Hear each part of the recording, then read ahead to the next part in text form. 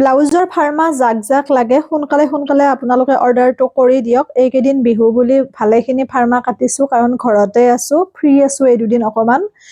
গতিকে সেইকাৰণে ফাৰ্মা বহুখিনি কাটিছোঁ কাৰণ বহুতে অৰ্ডাৰ দি থৈছে, মই দিব পৰা নাছিলোঁ।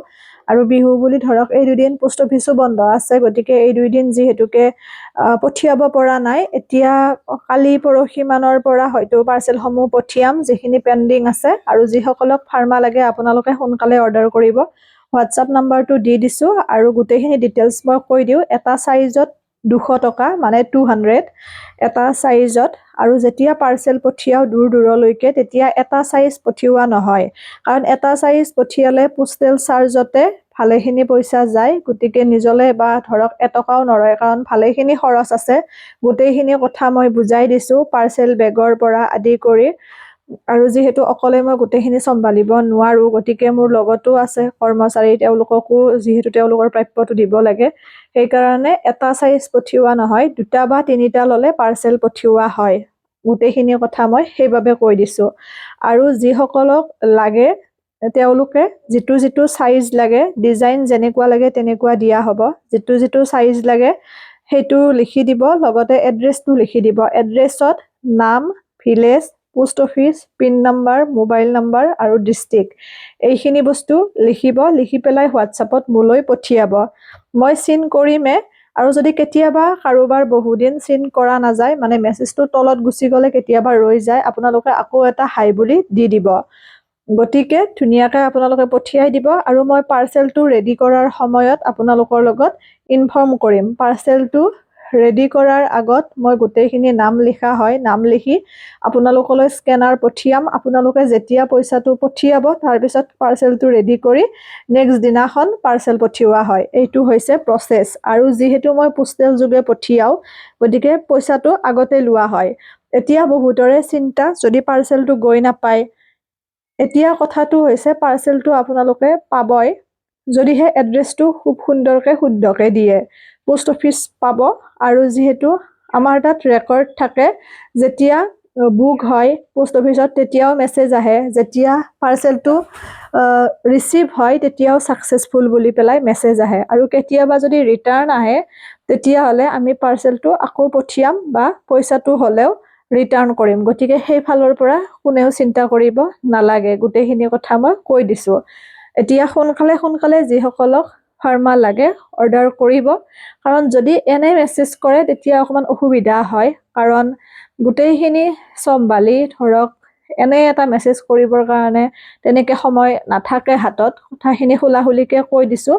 যিসকলক ফাৰ্মাটো লাগে তেওঁলোকে মেছেজ কৰিব, কাৰণ গোটেই ডিটেইলছটো মই কৈয়ে দিছোঁ। এটা চাইজত 200 টকা। আৰু তাৰ উপৰি কৈছোঁৱে এটা চাইজ পাৰ্চেল পঠিওৱা নহয়, 2টা 3টা বা তাতকৈ বহুত বেছি যিমান লয় গোটেইখিনি পঠিওৱা হ'ব। আৰু এড্ৰেছটো শুদ্ধকৈ লিখি পঠিয়াই দিব। আৰু যেতিয়াই পাৰ্চেল ৰেডি কৰিম তেতিয়াই আপোনালোকক জনাম। আৰু তেতিয়া স্কেনাৰ পঠিয়াম, পইচাটো তেতিয়া ল'ম। কিন্তু সেইখিনি সময়ত যদি আকৌ ধৰক যিখিনি সময়ত পাৰ্চেলটো ৰেডি কৰিব লাগে বা স্কেনাৰটো পঠিয়াম, আপোনালোকৰ কিবা এটা অসুবিধা থাকিব পাৰে, লগে পঠিয়াব নোৱাৰিব পাৰে, সেইটো জনাই দিলে হ'ল যে অকণমান পিছত দিম। কিন্তু ৰিপ্লাই নকৰিলে নেক্সট টাইম আকৌ পাৰ্চেলটোত গুৰুত্ব দিয়া নহয়। গতিকে সেইটো কথা। আৰু অনলাইন ক্লাছ চলি আছে, অফলাইন ক্লাছো হৈ আছে। এতিয়া বিহুৰ বাবে এই দুদিন দিয়া নাই। আৰু বিহুৰ পিছত যিসকলে আহিম বুলি ভাবিছিল অফলাইন ক্লাছত আপোনালোক আহিব পাৰিব, কোনো কথা নাই। এতিয়া যিখিনি ওচৰ পাজৰৰ আৰু যিহেতু বহুত দূৰৰখিনি আহিব নোৱাৰে, মোৰ ঘৰ হাজোগেৰুৱাত। গতিকে আপোনালোক যিসকলে অফলাইন কৰিম বুলি ভাবে কৰিব পাৰে। আৰু অনলাইনৰ ক্ষেত্ৰতো অনলাইন নতুন বেটছ আৰম্ভ হৈছে, আকৌ আৰম্ভ হ'ব 26 জানুৱাৰীৰ পৰা।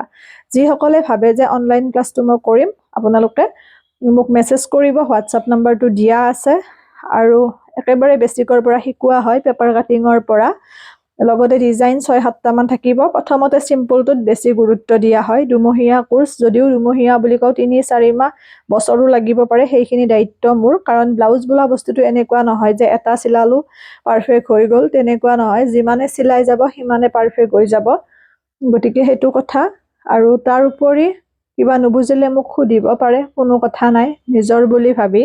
যিহেতুকে কাটিং চিলাই এই বস্তুটো মই এইকাৰণে আৰম্ভ কৰিছিলোঁ বা মই কৰি আছোঁ, যাতে মহিলা ছোৱালীখিনি এনে নাথাকে, অকণমান হ'লেও নিজে নিজৰ হাত খৰচটো উলিয়াই ল'ব পাৰে, স্বাৱলম্বী হ'ব পাৰে, সেই উদ্দেশ্যৰে। আৰু খুব ভাল লাগে যেতিয়া আপোনালোকে কয় যে মই তোমাৰ তাত কাটিংটো শিকি বুটিক এখন অপেন কৰিলোঁ, বা ধৰক মই ধুনীয়াকৈ নিজে অৰ্ডাৰসমূহ লৈ আছোঁ, এতিয়া মোৰ কোনো চলিবৰ কাৰণে অসুবিধা নহয়, সুখী হওঁ, সেইখিনিয়ে লাগে।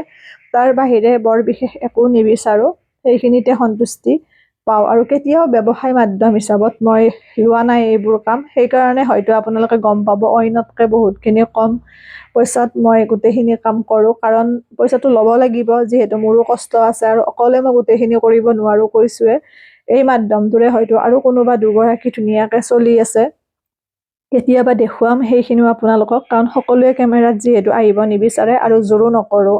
তাৰোপৰি কাটিঙতো অফলাইনৰ মই গোটেইখিনি আপোনালোকক ৰিজাল্টখিনি বা ধৰক দেখুৱাম ভাবি আছোঁ।